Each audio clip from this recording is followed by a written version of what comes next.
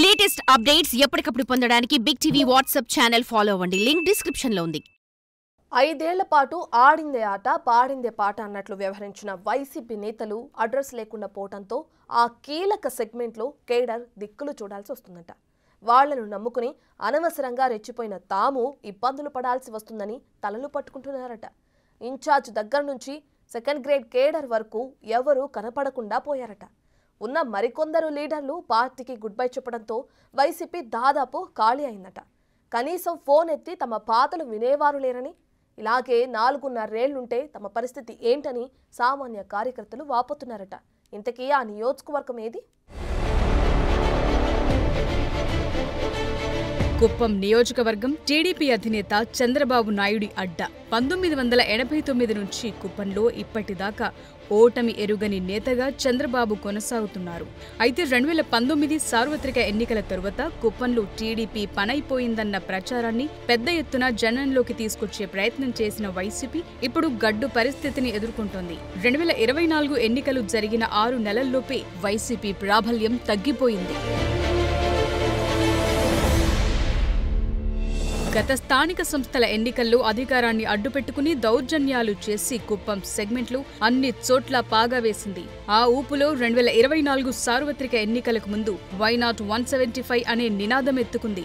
కుప్పం నియోజకవర్గంలోని 4 మండలాల్లో ఎంపీపీలను, కుప్పం మున్సిపాలిటీని సొంతం చేసుకున్న వైసీపీ అక్కడ చంద్రబాబు నాయుడిని కూడా ఓడిస్తామని ప్రగల్భాలు పలికింది. అయితే రాష్ట్రంలో అధికారం కోల్పోవడంతో 6 నెలల్లోనే కుప్పంలో వైసీపీ సీన్ రివర్స్ అయ్యింది.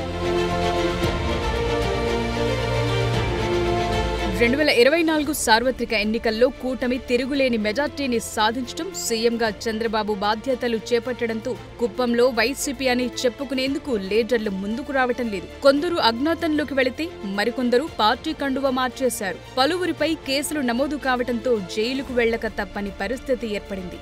అధికారంలో కొనసాగుతున్న టైంలో కుప్పం విషయంలో వైసీపీ అధిష్టానం పెద్ద స్కెచ్చే వేసింది. నాటి ప్రతిపక్ష నేత చంద్రబాబు నాయుడు సొంత నియోజకవర్గం కుప్పంపై విపరీత దృష్టి సారించింది.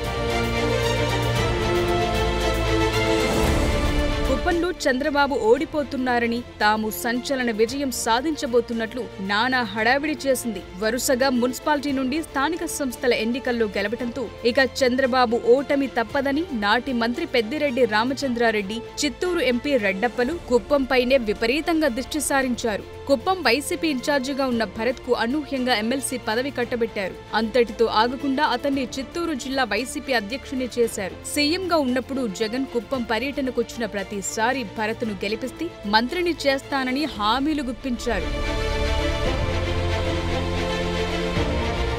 అంతటితో ఆగకుండా వై నాట్ 175 నినాదాన్ని వైసీపీ కుప్పం నుంచే మొదలుపెట్టింది. జగన్ ఎన్నికల ముందు హంద్రీనీవా నీటిని విడుదల చేసి కుప్పానికి నీళ్లిచ్చినట్లు చెప్పుకున్నారు. కుప్పం అభివృద్ధికి 65 కోట్ల నిధులిచ్చామని ప్రచారం చేసుకుని వైసీపీ శ్రేణుల్లో గెలుపు వాతావరణాన్ని సృష్టించారు.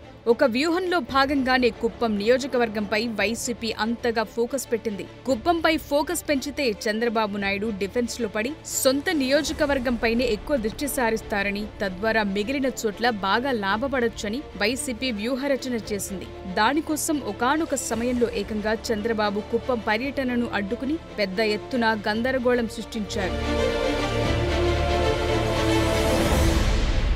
అయితే సీన్ కట్ చేస్తే ఎన్నికల్లో వైసీపీ వేసిన ఎత్తులన్నీ చిత్తయ్యాయి. కుప్పం విషయంలో వైసీపీ వ్యూహం బూమరాంగ్ అయింది. ఫలితాల తరువాత కుప్పంలో తెలుగు తమ్ముళ్లు వైసీపీ నేతల్ని టార్గెట్ గా పెట్టుకున్నారట. దాంతో ఇప్పటికే పలువురు వైసీపీ నేతలు టీడీపీకి టచ్లోకొస్తే మరికొందరు నేతలు చెల్లాచెదురయ్యారట. కీలకమైన నేతలు, పెద్దిరెడ్డి అనుచరులందరూ అజ్ఞాతంలోకి వెళ్లిపోయారట. 5 ఏళ్లు కుప్పంలో విర్రవీగిన వైసీపీ నేతలు పత్తా లేకుండా పోయారు. కీలక నేతలైన విద్యాసాగర్, రెస్కో చైర్మన్ గా పనిచేసిన సెంథిల్ కుమార్ బెంగళూరులో సెటిల్ అయ్యారంటున్నారు. రెస్కోలో అక్రమాలపై కేసు నమోదవడంతో సెంథిల్ కుప్పంలో అడుగు పెట్టడానికి భయపడుతున్నారట. ఇక కుప్పం మున్సిపల్ చైర్మన్ సుధీర్ సైతం వైసీపీకి గుడ్ బై చెప్పి టీడీపీ చేరారు. ఆయనతో మిగిలిన కౌన్సిలర్లు రావడంతో కుప్పం వైసీపీ లీడర్లు లేని అనాథలా తయారైందంటున్నారు. కుప్పం వెళ్లి చంద్రబాబును ఓడిస్తామని సవాల్ చేసిన మాజీ మంత్రి పెద్దిరెడ్డి రామచంద్రారెడ్డి, ఎంపీ మిథున్ రెడ్డి సైతం అటువైపు వెళ్లటం లేదంటిప్పుడు.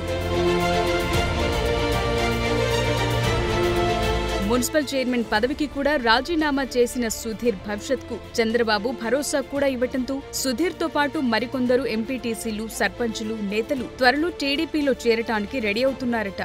ఇంత జరుగుతున్న కుప్పం ఇన్ఛార్జ్ ఎమ్మెల్సీ భరత్ మాత్రం తనకు ఏ సంబంధం లేదన్నట్లు హైదరాబాద్, బెంగళూరులకే పరిమితమవుతున్నారు. కనీసం అక్కడి క్యాడర్ బాధలు వినడానికి కూడా నేతలు ఫోన్లెత్తకపోతుండటంతో అప్పుడు రెచ్చిపోయిన కార్యకర్తలందరూ ఆందోళన చెందుతున్నారు. తమ్ముళ్లు ఎప్పుడు ఎలా రియాక్ట్ అవుతారో అని తెగ భయపడిపోతున్నారట.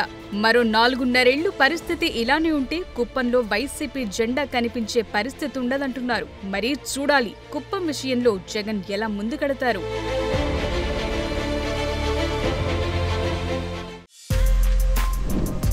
For more videos like this, subscribe Big TV channel.